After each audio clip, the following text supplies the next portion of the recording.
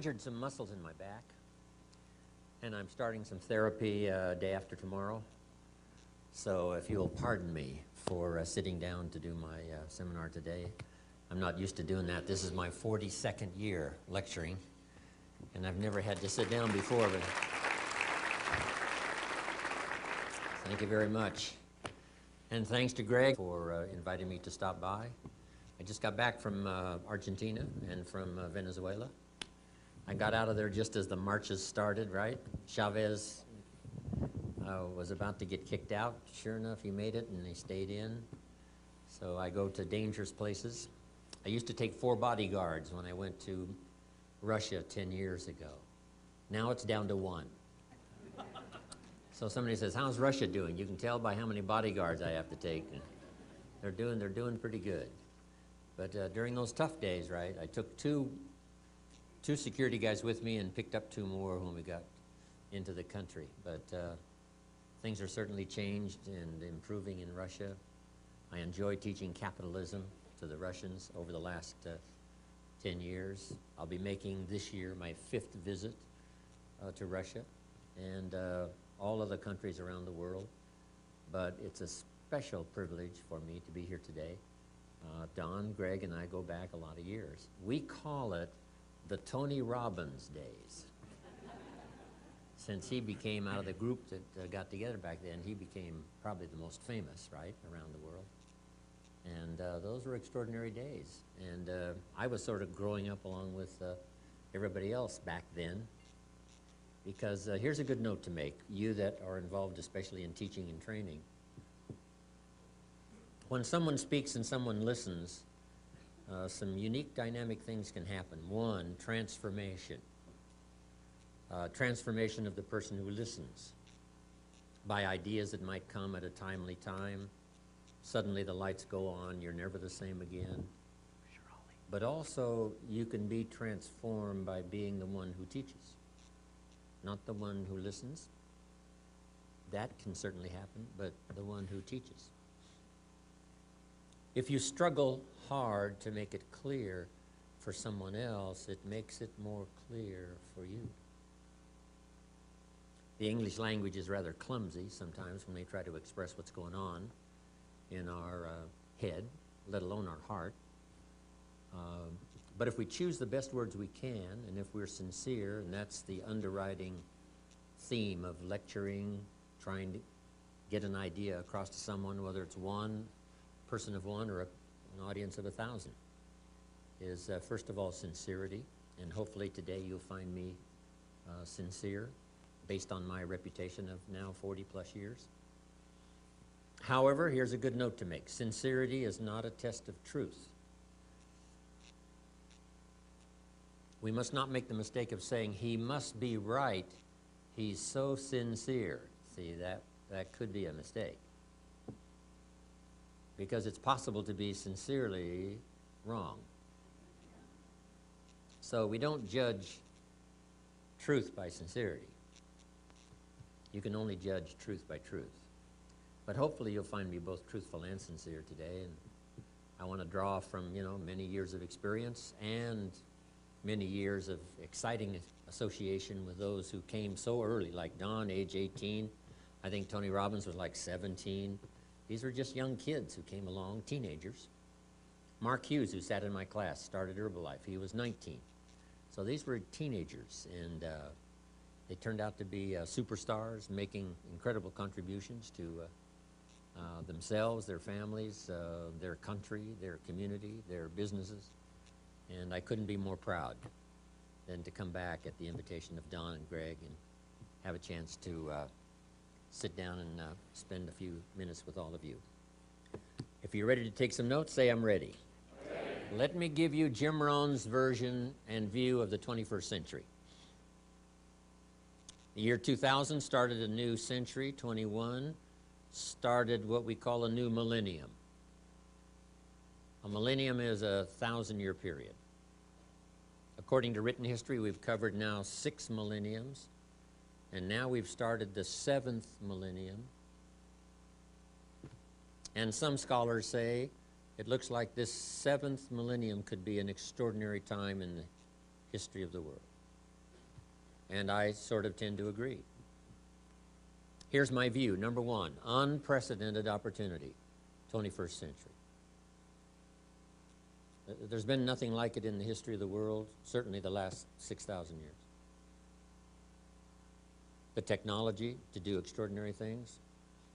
We pick up a telephone now and talk to somebody on the other side of the world just as if it was nothing. Impossible to do all those years ago. Transportation. I get on an airplane in Los Angeles. 14 hours later, I'm in Tokyo. 5 meals, 3 movies, you're there. Before they shut down operations, I used to fly the Concorde. 3 hours, London, New York. Extraordinary. If you fly the Concorde, you can see 2 sunsets in one day. If you're in London, watch the sun go down. When you get to New York, you watch it go down for the second time. You can have breakfast in Paris, lunch in London, and dinner in New York, all on the same day, if you fly the Concorde. How many of you have heard that the sun always comes up in the east? Not true. If you fly the Concorde at 1,400 miles an hour due west, the sun comes up in the west. It's one of the most extraordinary sights to see if you haven't tried it. It's extraordinary. And you meet interesting people. I met Henry Kissinger on the Concorde. Before his accident, I met Christopher Reeve. Said to my business partner, we're going to be okay. Superman's on this plane. How lucky can you get? So, transportation, communication, technology, the whole thing has come to a point where these are going to be extraordinary years, especially these opening years of the 21st century. Here's what's next. Extraordinary opportunity for every business, every community, every country, every nation, every industry in the world.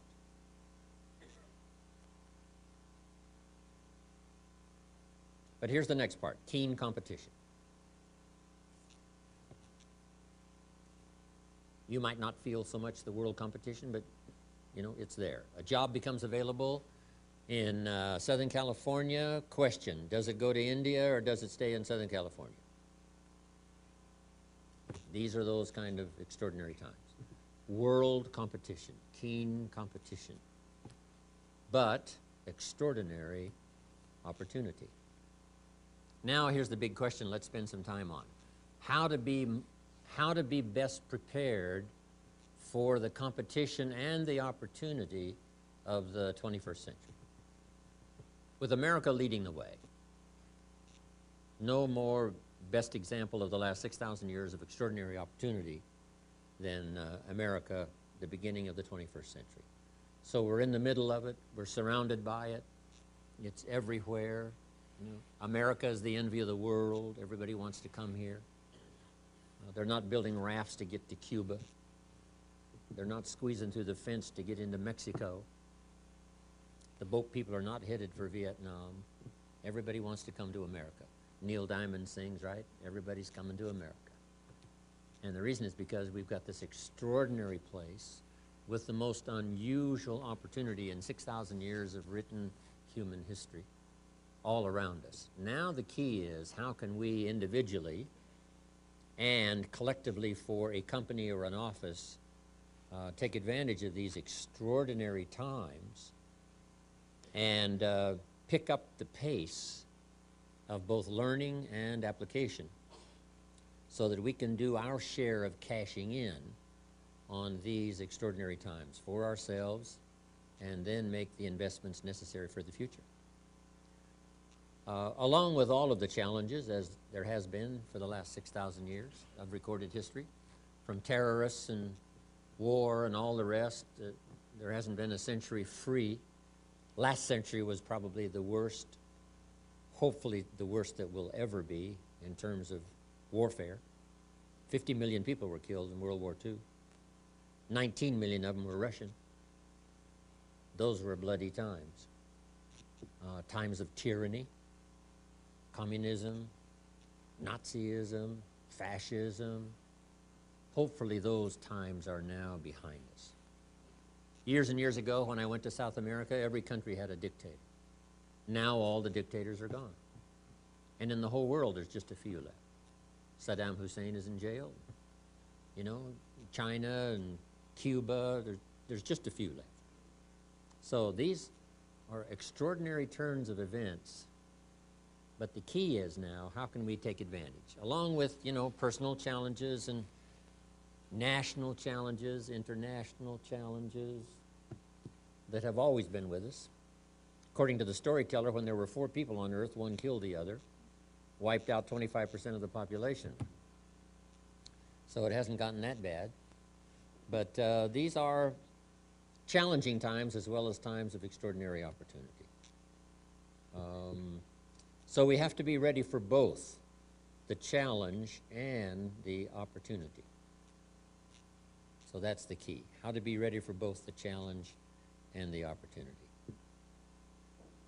The challenge that faces us every day, to do business correctly so we can secure the future. Speaking of real estate, there's an interesting story from the Bible. I'm an amateur on the Bible, but here's an interesting story. Maybe this will be the centerpiece of what I have to say today. According to the storyteller, here's the story for your notes. There were 2 nice people. This is the story of 2 nice people. Not one good, one bad, not one good, one evil. This is the story of 2 nice people. However, and that the big word however is what creates what we call the great human drama. God, I guess, is interested in drama. The storyteller tells us he created all these angels. I asked a colleague of mine, why do you suppose he did that? And he said, evidently God didn't want to be alone. I said, oh, that's as good an answer as I can possibly find. Then a third of the angels, along with Lucifer, the leader, decided to make a move on God's throne and take over his place. They didn't make it and got kicked out of heaven, according to the storyteller. And so began the drama of the creator and the spoiler. And it looks like that drama still continues today. So we all have to face that. There's the story of 2 nice people, however. And here it is, about as simple as you can put it. One of these nice people built his house on the rock. And the other nice person built his house on the sand. Wow. 2 nice people. Meaning, it's possible for nice people to make errors in judgment. It's possible for nice people to make foolish decisions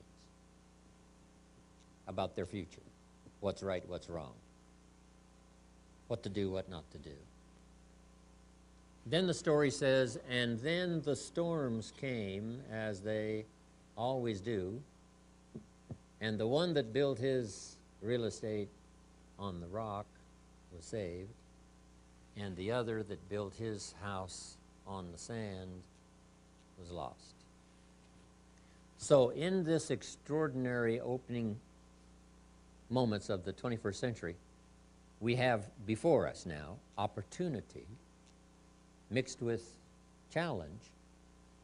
And the whole key for our office and for our company and for ourselves and for our family is, how can we best gather ideas, information, experience, learn from others, whatever, so that we build solidly our future, enthusiastically, yes, with great momentum, yes, prospects of great fortune, yes, but make sure we build on the rock and not on the sand. It's a moral question as well. It's a business question as well. It's a political question as well.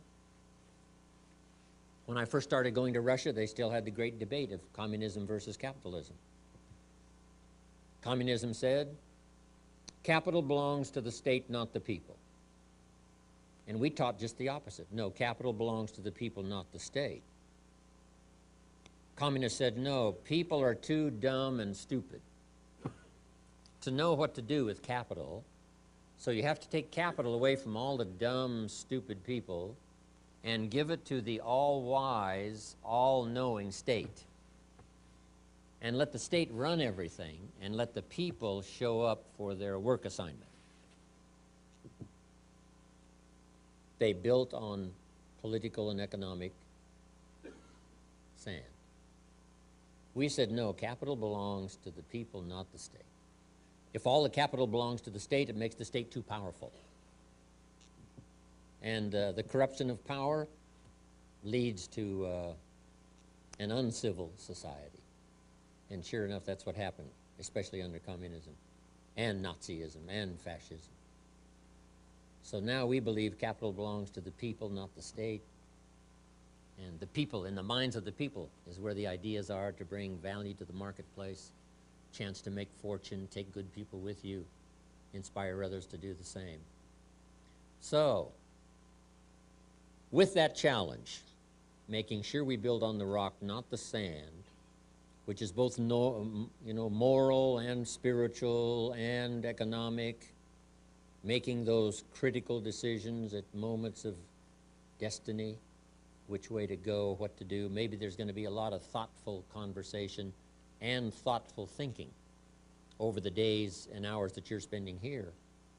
Not just new ideas on how to vitalize your business and make it run, make it double, make it multiply by 5 by 10, but how to walk the whole moral ground, ethical ground, as well as good, sound business principles and all the rest, so that for you and your future and your family, it's built on the rock and not on the sand.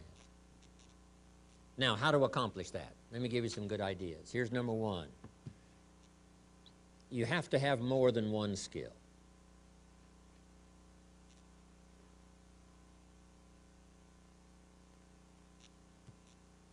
We all watched, right, the last 20, 25 years when companies were downsizing, the division got chopped. Guy worked for the company for 20 years. His division's now eliminated. He's out of a job. He tells us he's having economic difficulty. And one of the reasons was he had only one skill. So here's number one, multiple skills. That's part of the safety for the future. For me, I started learning those multiple skills, changed my life. One helped me make my fortune by the time I was 31, but drastically changed my whole life, laid the foundation for my whole career, finally brought me to Palm Springs, La Quinta today. I made a list of those basic multiple skills I learned. I was raised in farm country in Idaho, southwest Idaho. I knew how to milk cows, but didn't pay very well. Here's the first skill, extra skill I learned that started changing my life, and that was sales. Find a product or a service you believe in, be able to present it so well, someone says, yes, I'll become a customer. Then the rest of the fortune making is in good service. Excellent service leads to multiple sales. One good customer, well taken care of, is worth thousands of dollars in advertising. A good customer well taken care of can open doors you can't open, find people you can't find on your own. One good person well taken care of, a chance to render extraordinary service. I learned how to do that, and my income then started to grow. Multiplied by 5 the first year. So now I got 2 skills, milking cows, getting customers. Here's the third one I learned, changed my life forever, finding good people. If you have an enterprise and you need good people, another good suggestion from the Bible, here's what it says. If you search, you will find. If you want good people, you just have to go searching. It says if you're looking for a door of opportunity, you must go knocking on doors. First door you knock on, voice says, there's nobody here. Oh, that's interesting. Second door, go away. Okay, nobody. Fourth door. It opens. There's a person. Could be the beginning of a friendship, colleague for life, opportunity, chance to make money. I learned this skill, finding good people. Someone asked me one time, do you teach your people to be nice? I said, no, I recruit nice people. Just bypass all those other classes.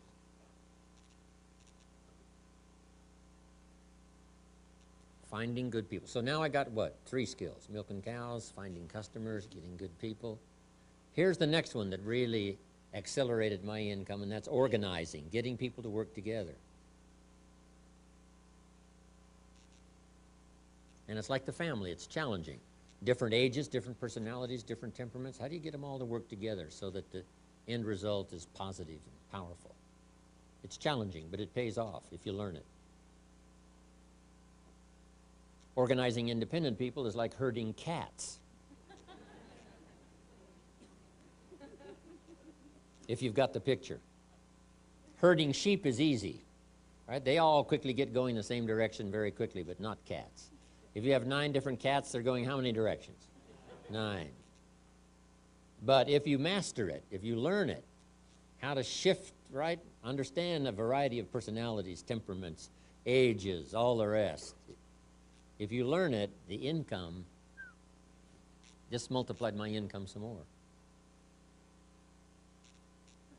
Here's the next one, made me rich. Recognition. Promotion, recognition.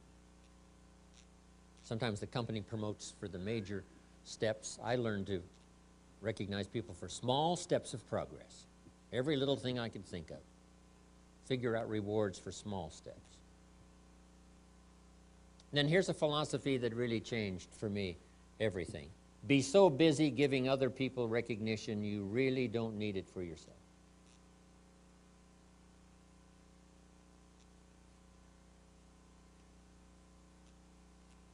Then I'll just mention one more on multiple skills that really brought me to this table, and that's communication, affecting other people with your language. Words are almost godlike in power. The storyteller says, in the beginning God spoke, said, let there be light, and there was light, giving us the idea God's words created light. And humans can get pretty close to that. What if somebody can't see how they could possibly be successful, and you came along choosing the best words you could and told your story? And when you finished your story, they said, now I can see. Now it's clear. Before I got here, I was blind. Now that you've talked to me, I can see. That's almost godlike in power. Person said, I was blind. Now I can see. In fact, while you were talking, some things dawned on me. See, that's marvelous. What does the dawn mean? Sun coming up. The lights turning on. We say by conversation, when you talk to somebody, it's possible for the lights to go on. They can see it. They can see it. Because there's more than one way to see. One is to see with your eyes, and the other is to see with your imagination, your understanding. Human beings can close their eyes and say, I see it, it's clear. I see it, it's clear. How can you see it with your eyes closed? No, there's another way to see. And it's possible by language to help someone to see the possibilities, the opportunity, the future, to see the answers, to solve a whole variety of human problems and challenges. It's one of the greatest gifts you can possibly aspire to learn, the gift of communication. Now, I've divided it into 3 parts, and you're familiar with these parts. Number 1 is training, showing somebody how the business works. Here's the job and how to do it. In simple language, training. Here's the next one, teaching. Teaching someone how life works. I fortunately met a man when I was 25 years old that taught me both job skills and life skills. He gave me excellent training on how to do the job. I became a millionaire by the time I was 31, from age 25. So he taught me well. But the greatest thing he taught me was life skills. Not just the business skills, but the life skills. He taught me how to set goals. He taught me how to become a leader. Taught me how to influence. He taught me time management. Here's one of the greatest keys on time management, if you're ready. For your notes, don't start the day until you have it finished.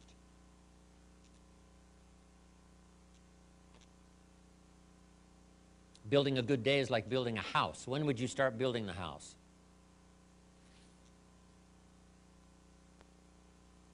Could someone bring me my cup of coffee right there? Thank you. When would you start building a house? Okay, in following my little analogy here, you wouldn't start building the house until you had it finished. Oh, now my coffee's leaving. Okay. Okay. So you wouldn't start building a house until you had it finished. If you're just out there laying bricks and somebody says, "What are you building?" you say, "I have no idea." See, they'll come and take you away, right? Take you away to a safer place. So don't start the day until you have it finished. A good plan for constructing a good day. Here's one that's a little tougher. Don't start the week until you have it finished. And even tougher, but the payoff is great. Don't start the month until you have it finished. This is the extraordinary gift that humans have, the ability to finish it first, then start it. It's like turning nothing into something. What are the elements of turning nothing into something? Only humans can do this. Here they are. Number one, imagination. Imagine the possibilities. It's hard to say imagination is not something. It's just that it's not tangible. Imagination it's not a table, tangible. But it is powerful. Imagination. Thank you, my dear, for that long journey. Saved my life. Thank you.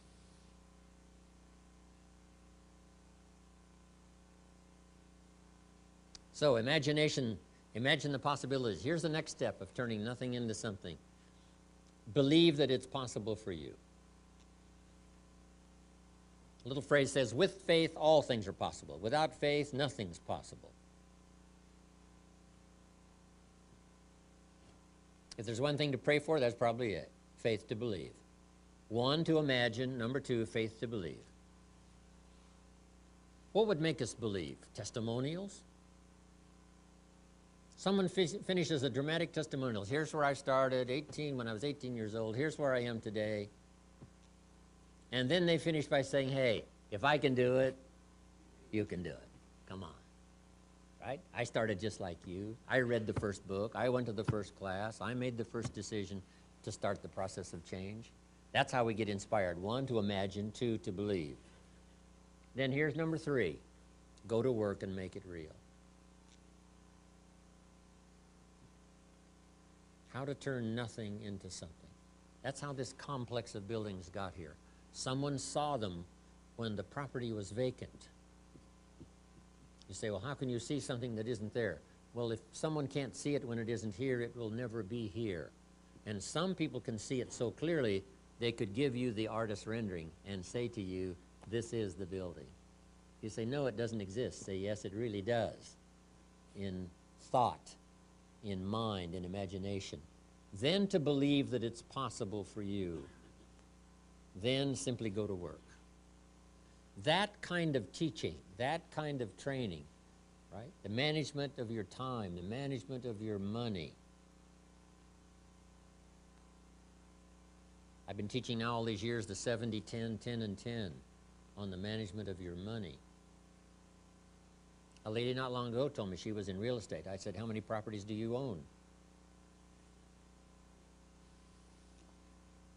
She said, no, Mr. Rohn, I sell real estate. I said, let me ask the question one more time. How many properties do you own? She said, not any. So here's what I said. If you sell real estate, you make a living.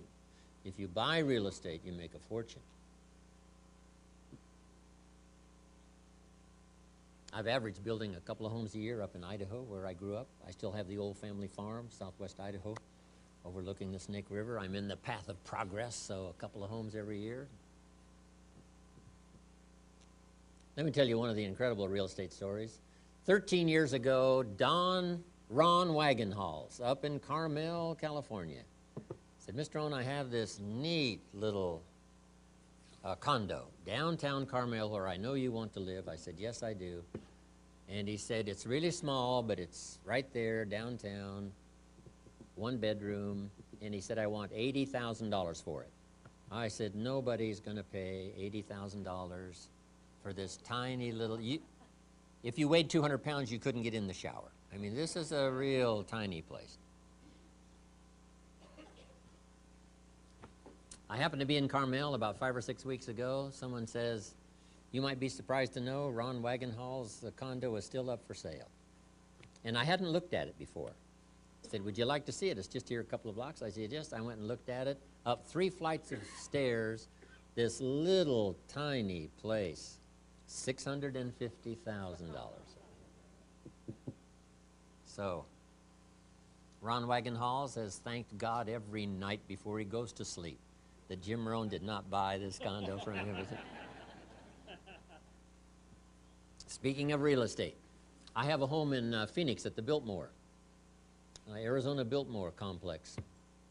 The last 2 houses before you arrive at the golf course, the country club, on lots. This is not 10 acres, 20 acres, on lots. The one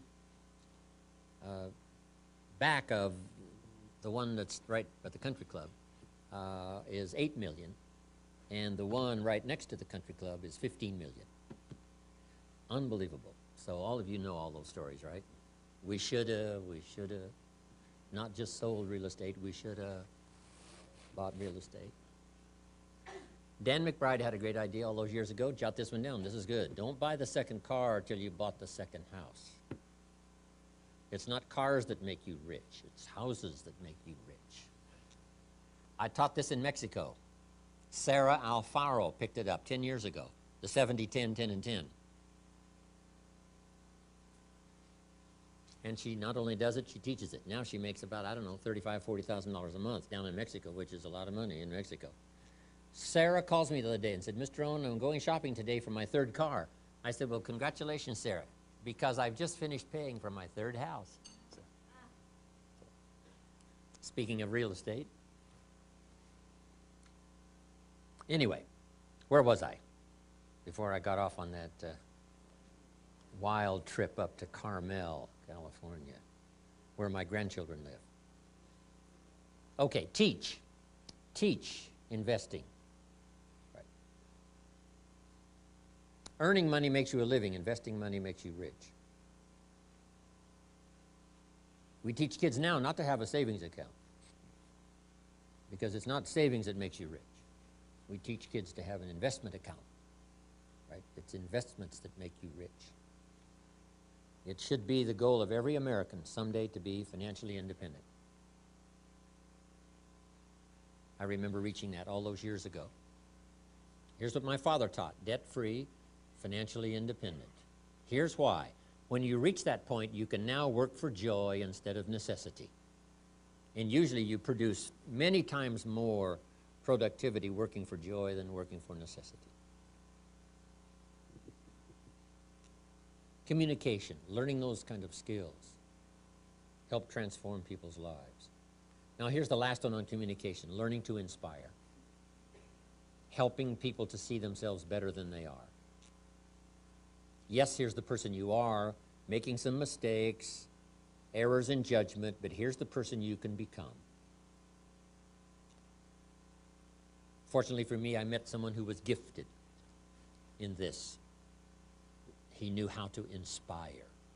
He only went to the 9th grade in school, never finished high school, never went to college, never went to university. And he put things in very simple terms, but he had this gift of helping to inspire. So make this note now. Start with your family and your children. Ask for the gift to inspire them. Then your employees, then your colleagues, then those who work for you. These skills now, learning these multiple skills is going to ensure economic safety for the future. So to take advantage of Century 21, learning the skills, learn more than one skill. Here's number 2. It would be helpful to know more than one language. The world is getting smaller and smaller. When I was growing up, my father spoke German, but he never taught me. My mother spoke French. She was English, but she spoke French. She never taught me. I could have learned those 3 languages growing up. But back then, you know, our parents said, hey, leave all the old world languages behind, right? This is America now, just English, just English. But that's not true anymore. Some of my business colleagues who speak 3, 4 languages make $3, $4 million a year. Those languages are so helpful. So make this note. If you think the time has passed you by to learn the 2nd, 3rd language, give it as a gift to your children. Because it's going to be incredibly useful. Multi-skilled, multilingual in the 21st century.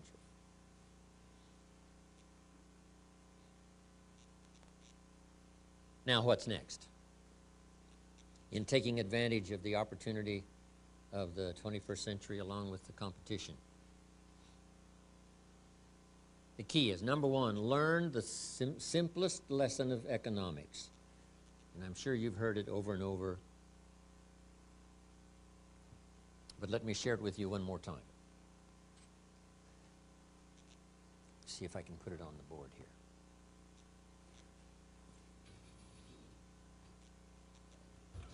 Hey, no problem. I was going to move that right over here, Don, so it'll be easy for me. I like my name in lights here. That's really good, Don. Appreciate that. Mama said one day, if you're good. Big screen. If you're good, yeah, I see that. I'm trying to see both screens at once, Don. So. Okay, you've seen this probably, 1,000 times. We get paid for bringing value to the marketplace. The marketplace is the people, and the value is in 2 parts. Once you understand this, the world is yours. The value you bring, like a product or service, employment. And the second is the value you become. This can make you a living. This can make you a fortune.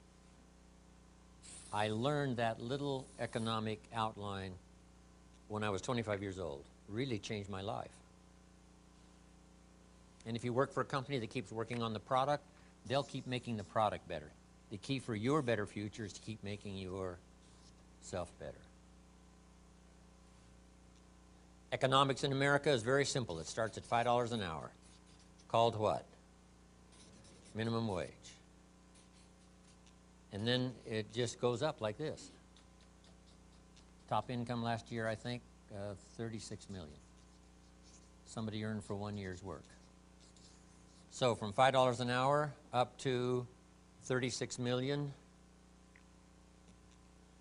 that's economics in America. No wonder everybody wants to come here. Guess what we call that? A heck of a ladder. I mean, that's, what else could you call it? Now, here's something that changed my life forever. When I found out at age 25 that my income was primarily determined by my philosophy, not the economy. So make that note now, and if you know it, that's wonderful. If you teach it, that's even better. Your income is primarily determined by your philosophy, not the economy. I had no concept of that when I was 25 years old.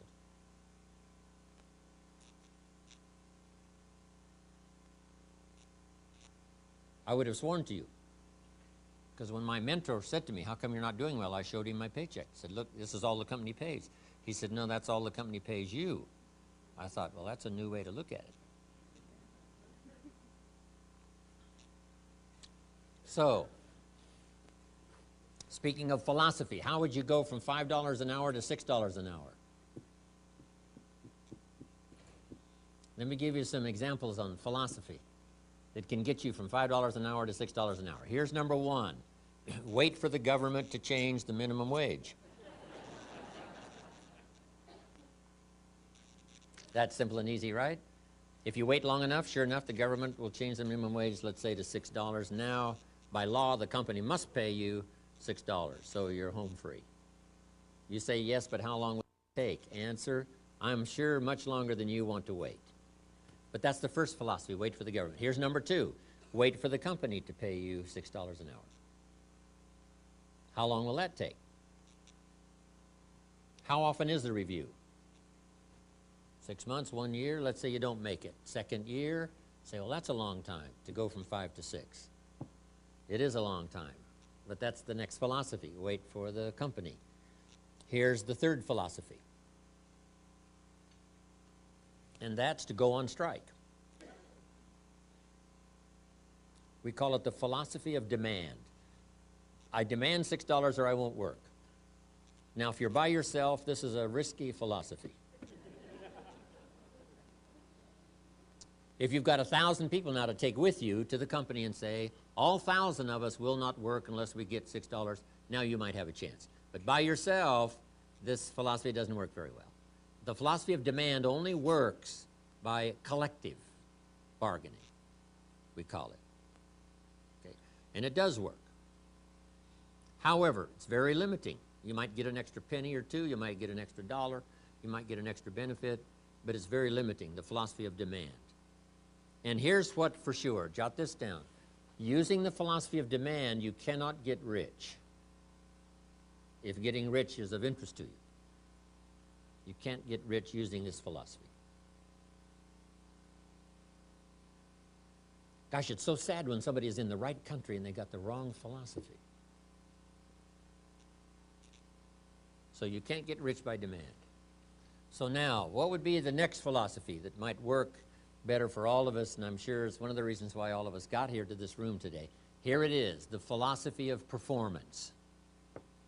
The philosophy of performance simply states, I will perform so well, arriving early, staying late, doing all the extra things, that the company would easily be justified in paying me $6. My father gave one of the greatest seminars in a simple little sentence. Here's what Papa said. I wish he was here to say it, but since he's gone, I'll say it for him. Here's what he said. Always do more than you get paid for. Now, some unions would argue with us on that point and say, no, that messes up the system. But this is what Papa said. Always do more than you get paid for to make an investment in your future.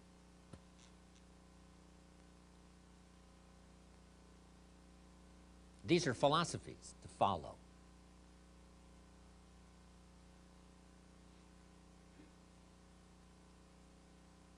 Your income is determined primarily by your philosophy.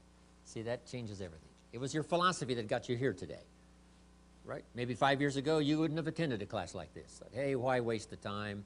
It's the same old stuff over and over again. So you didn't go, you didn't go. Then something happened, something changed. You decided, wow, now I understand just one good idea could multiply my income in my future by 2, by 3, by 5, by 10. All of that good stuff can happen. So now you attend everything you can. And if you consistently go to everything you can, make this note. Some occasions will be life-changing. If you consistently go to the sermon on Sunday morning, consistently go to the classes, consistently go to opportunities like this where good ideas are being discussed, some heavyweight ideas that can multiply your future dramatically, if you just keep consistently going. Some of the occasions will be ordinary, some will be standard, and some will be life-changing, depending on the timing. Who knows the timing and for this audience here today? Who knows?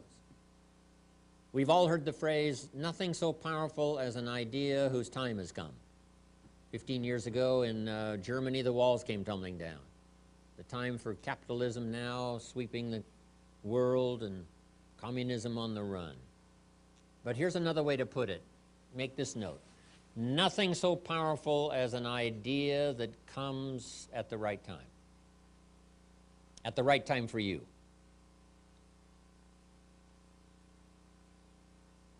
It's like having a lock that needs 4 numbers dialed in. Maybe before you got here today, you had 3 of those numbers dialed in. You've been looking now for that 4th number. And who knows? Not because I'm doing the seminar, but because, you know, the occasion was right, and the lights were right, and the atmosphere was right, and the neighbors you've discovered here in this seminar setting were right, and Jim Rohn said it as best he could, and that was right, and all of it came together, and for you, this becomes an extraordinary day. And you find today maybe that 4th number, and the lock comes open, and there's the door for new prosperity, new surge in progress, understanding what you didn't understand before. And I hope for a lot of you today, this could be that 4th number. This could be one of those days you look back and say, that was one of the days that turned my life around. Whether it's a challenging day or a day like today. You've heard my Girl Scout cookie story, right? All those years ago, I got this little family. I'm not doing well. I'm struggling. I'm 25 years old. I hear this knock on my door. I go to the door. There's a little girl about this tall selling Girl Scout cookies. She gives me the big pitch. Best organization in the world, the Girl Scout. We got these cookies, $2 for a box of cookies, several flavors. What do you want? And with a big smile, she very politely asked me to buy. No problem. I wanted to buy. Big problem. I didn't have $2 in my pocket. And I didn't want to tell her that. I'm a grown man. I'm 25 years old. I've been to 1 year of college. I'm a husband. I'm a father. I got a little family. I live in America. And I don't have $2 in my pocket. So I didn't want to tell her that. So I thought next best. I lied to her. And I said, hey, look, we've already bought lots of Girl Scout cookies. We've still got plenty in the house we haven't eaten yet. She said, okay, wonderful, thank you very much, and she leaves. When she leaves, I say to myself, I don't want to live like this anymore. I mean, how low can you get lying to a Girl Scout? I mean, right? There ain't no lower, believe me. This is it. I was just so happy it was not on the world stage. It was just me and the Girl Scout and God, which is enough. I promised myself that day it would never, ever happen again. So some days are dramatic. Some days are traumatic. And then some days explode progress like you've never seen it before. So I don't know what kind of a day this is for you, but if I choose good words and share good ideas in a good manner, with sincerity and hopefulness that maybe this is the right day for some of you, no telling what stories may come spinning out of this session here today. So, economics, pretty simple to understand, bring value to the marketplace. And the biggest part is the value you become. Working on your philosophy and all those other things. Let's go up this ladder now just to illustrate a point. Is it possible to multiply your income by 10? All kids need to hear this. It's not being taught, I don't think, in the local schools. You have to come to a Jim Rohn seminar to hear this. I never heard it until I was 25. It's possible to multiply your income by 10. If we searched around the Palm Springs area, could we find somebody that makes $50 an hour? And the answer is yes, of course. So it's possible to multiply your income by 10. Could you multiply it by 10 again?